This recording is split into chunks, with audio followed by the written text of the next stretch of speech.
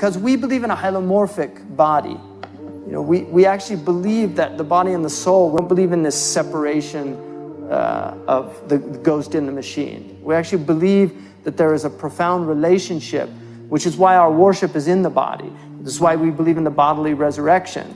So the body is very important to us, and taking care of the body is important to us. And the body will affect the soul, and the soul in turn also will affect the body. So these are important points about that. And this is why traditionally the ulama were also doctors. They studied the humors, they understood people, they studied psychology. It was very important for them to understand the nature. Much of the sickness that we see today, the depression that people have, is because they're too connected to all these machines all the time, and which are having a negative effect on people. And because don't forget, those are radiation, there's vibrations coming out, they're affecting the brain, and the brain synchronizes with them. And then people don't go out in nature anymore. They don't look at nature, they don't experience nature, they don't breathe properly, they don't exercise. All of these things have an effect on us. And so a lot of people are actually very depressed simply because they're not taking care of their bodies. There's a lot of people sick for that reason. And that's why it's very important in our tradition to take care of the body. And you know, health problems are increasing. People are being diagnosed with more and more illnesses every year. And it's interesting that people are getting sick from eating. And Allah subhanahu wa ta'ala created food so that we can get nutrients out of it, so it can improve our health, so it can give us energy. So how can it be that something that Allah subhanahu wa ta'ala put on earth to improve our health is actually damaging our health? The Prophet ﷺ said, "Inna li jasadika alayka haqqa." Your body has a right over you. Now the amazing thing is, this is an age of miracles and wonders, and one of the fascinating things of this time is they have determined exactly what the haqq of your body is. Exactly what it is, down to the calories that you actually need to consume every day, right? And if you look at the amount of calories that you need to consume, you'll see that it's pretty much coherent with the sunnah of the Prophet ﷺ. Most people eat about 3 times to 4 times more than they actually need as fuel to burn energy. In Surah Al-A'raf in the Quran, verse number 31, Allah subhanahu wa ta'ala in the middle of the verse says, وَكُلُوا وَاشْرَبُوا وَلَا تُسْرِفُوا إِنَّهُ لَا يُحِبُّ الْمُسْرِفِينَ. And eat and drink and do not go in excess. Verily Allah does not love those who excess, overdo it. Imam Ibn al-Qayyim rahimahullah, he comments about this verse, and he says all of a person's health, good health, are in these few divine words. So that means then, perhaps the first problem is how much we're eating. Allah subhanahu wa ta'ala did not design our bodies to consume all the kinds of food and the amounts of food that we're consuming right now. For example, biologically, you only need to eat meat once a week. Your body does not need meat more than once a week. And I believe in eating as pure food as possible. I think Muslims should be semi-vegetarian, because I think the Prophet ﷺ actually did not eat a lot of meat. During the Khilafah of Umar radiallahu anhu, he forbade meat to be eaten 2 days in a row. But we eat meat every single day of the week, and sometimes more than once a day. And we're offended if there's no meat at the table. So what happens? We were not designed to consume so much meat. And as the result of this overconsumption, we get all kinds of illnesses. We know that food was brought from Persia that was sweet. It was like baklava. And Umar said, when he was given it, he said, "Akullul muslimin ya'kuluna hada?" Do all the Muslims eat this? And they said, "No, only the rich eat it." And he said, إِذٍ لَا أُرِيدُهُ حَتَّى يَأْكُلَهَا عَامَّةُ الْمُسْلِمِينَ. Then I don't want to eat it until all the Muslims are eating it. And so really part of shafaqah to this ummah is recognizing there's a lot of our Muslim brothers and sisters that don't eat very well. And so we should be really thinking about the weight that we're gaining. It's bad for you, first of all, that any physician will tell you that. You don't need 2 cents worth of brains to realize that overeating is not a good thing. In fact, according to the National Institute of Health in America, 80% of American diseases are from overeating.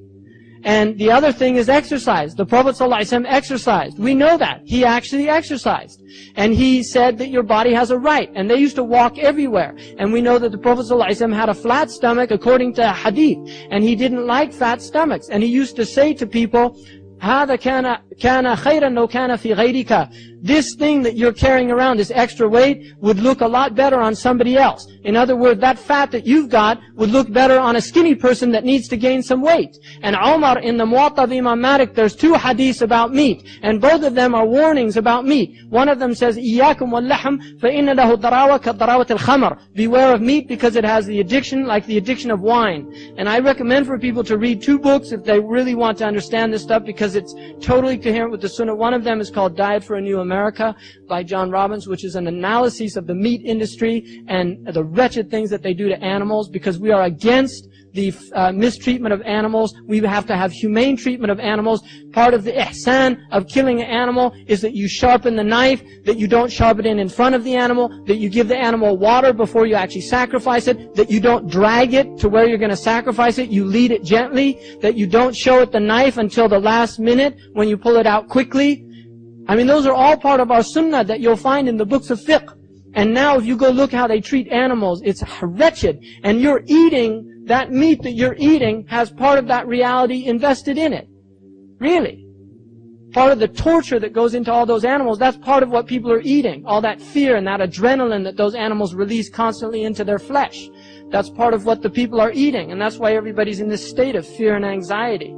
So people should think about that. And the other one, Omar said, أَكُلُّ مَا اشْتَهَيْتَ اشْتَرَيْتَ. Every time you get hungry, you go out and buy meat. And the man said, نَعَمْ يَا أَمِيرَ الْمُؤْمِنِينَ. And he said, it would be better if you would stop eating so much meat and allow other brothers to eat. Now, part of the thing, if you look at, it takes, to make 1 pound of meat, it takes 7 pounds of grain. And there's people starving all over the world. So part of this beef-eating Anglo-Saxon culture that's being spread all over the world, which is cow, beef, and McDonald's in every country. I mean, part of the end of time is McDonald's in Mecca. And that's not a joke. That's a horrific thing to realize that there is a McDonald's now in Mecca. The holiest place on earth, and this sick and disgusting multinational corporation that feeds people pulp. Really gross, grotesque food that has no nutritional value at all. No nutritional value. You're better off eating the cardboard that stuff comes in. And that's true. That it's all meat filled with hormones. You know, people in Puerto Rico, they had all these women at the age of 6 years old developing huge breasts because they were using so much hormones in the meat, the estrogen, to beef up the cattle. That's what they do. So people becoming homosexuals, well, maybe it's all that hormone meat they're eating, you know? And Nabi sallallahu alayhi wa sallam mentioned this in a hadith. The human being, son of Adam, has not filled any vessel. There's no container that you can fill worse than your stomach. Meaning, the worst thing you can fill is your stomach. حسب ابن آدم لقيمات يقمن صلبه. Sufficient for the son of Adam are a few bites to sustain him. Just a few bites to keep you going. فإن كان ولا بد. If there's no other way and you have to, then فثلث لطعامه وثلث لشرابه وثلث. So then a third for your food, then a third for your drink, and then a third for the air. So the hadith is mentioning this as the maximum that you can do. The maximum you can do. We mention it as if it's the minimum. Yeah, just start with that. No, that's the end. If you have to, there's no other way. Is that how much we consume now? Is that how we eat?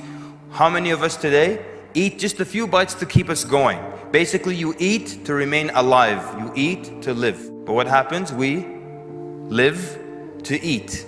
All we talk about is cuisine and watch cooking shows and watch eating shows and eating competitions, just about eating, eating, eating. And this is not how much we were intended to consume. It's too much. And so as a result of that, all kinds of illnesses arise. We're supposed to consume just a little bit to contain us. But we eat so much, and if there is just a little bit of air left in our stomach, we become uncomfortable. And we search everywhere for a grape, a banana, something to fill that little gap with. We get ill because we overdo the amounts of food that we eat. You know, now there is an increase in people that are being diagnosed with type 2 diabetes. And it tells you that 1 out of every 3 children will be diagnosed with type 2 diabetes. How do you get type 2 diabetes? Type 1, we all know it. Type 1, where basically your immune system destroys the beta cells. These are the cells in your pancreas that create insulin, produce insulin. Type 1 diabetes, your body destroys these cells. In type 2, these cells are overworked and fatigued, and that's why they die off. Beta cells that create insulin. So basically, when you consume any amount of food, glucose goes into your bloodstream. That's the energy from this food in the form of glucose. It goes into your bloodstream. Once glucose is in your bloodstream, now it needs to leave the bloodstream and go into your muscles, to the muscle tissue. But it can't do that without insulin. So the minute there's glucose in your bloodstream, the pancreas basically starts to produce insulin. Insulin allows glucose to pass from your bloodstream into the muscles, so it's stored there for energy. So then these beta cells that produce the insulin in the pancreas, they start to die off because they're overworked and they're fatigued. What causes them to be overworked and fatigued? How many times and how often is glucose just running through our veins? Constantly, almost all the time. So how much sugar are we consuming? Allah Azza wa Jal, did He design our pancreas to consume and to handle so much sugar? When you drink just a small can of Coke, how much sugar is in that? 39 grams. Okay, first of all, in America at least, we don't use grams. So why is the sugar mentioned in grams? Because people don't understand grams, so they don't know how much is in there. 39 grams in this small can of Coke, that is about 7.5 teaspoons of sugar. And if I put that much in a glass of water, if I just put 2-3 teaspoons of sugar in a glass of water, would you drink it? It's too much. If I put 7.5, would you drink it? You know when you go and get the big gulp, it's full of Pepsi or what have you, and you consume it throughout the day, that has like the equivalent of 100 packets of sugar. Imagine you tear up 100 packets of sugar and you fill that big gulp. Would you do that? Would you consume that? But we drink, sometimes we replace water with Coke and things like that. Too much sugar. Our bodies were not designed for that. So perhaps then, that's the first half of the problem. We're eating far too much. We're eating far beyond what we need. And this is causing damage to our body. That's why. Allah designed it to not cause us harm. It's supposed to do good for us, but it's doing bad because we're overdoing the amounts. Allah Azza wa Jal did not design our bodies to handle that much. The second possible part of the problem is what we're eating and the problems in what we eat. Either what we're eating is straight up harmful or it's just useless. The truth is, there are 2 golden rules here, right? Number 1, if anything, any food, if a man put their hand into it, it's bad. Just that's the general rule. Whatever people, human beings have meddled with, it's bad. In some way or another, or in the long term. The other thing is that nobody cares about you. Nobody. Not the government, not the Food and Drug Administration, not the medical industry. Nobody cares about you. The only one who cares about you is you, yourself. That's the only one who cares. So you have to watch out for these things. They're not going to warn you. With cattle, we have problems with estrogen. So they give them this female hormone, estrogen, and so the cows gain weight and their meat is tender and soft. But what is the problem with estrogen? Nothing destroys it. If you boil the meat, broil the meat, fry the meat, cook the meat, whatever you do with it, it still remains in the meat. If you milk a cow that's been given estrogen, the estrogen is in the milk. If you make yogurt from that milk, it's in the yogurt. If you make cheese from that milk, it's in the cheese. It's a female hormone that we don't want in our bodies. We're getting more and more of it. Cows now are milked 300 days out of the year. Even when they're pregnant, they're milked. And when they're pregnant, certain components or estrogen type components increased by 33 times in the milk. And they just milk it and then they give it to us. And we consume it. There was a study that was done in 42 countries to find a correlation between dairy consumption and testicular cancer. And they found the strongest correlation to be in Switzerland and in Denmark, where cheese is one of the national foods and people consume a lot of dairy. They found the lowest relationship to be in Algeria, where people don't consume as much dairy products. So you see then problems all over the place. People engineering food, adding things to food, doing crazy things to food. Mercury, fish. You think of fish, you think of mercury. There's always a problem somewhere. And almost none of the processes is natural anymore. Tomatoes, they're picked green. They don't pick them when they're ripe. They pick them when they're green and still hard so they don't go bad. And then they ripen them by putting them in ethane gas. and then that gets them to turn red. So they're not damaged and they look good to you, the consumer.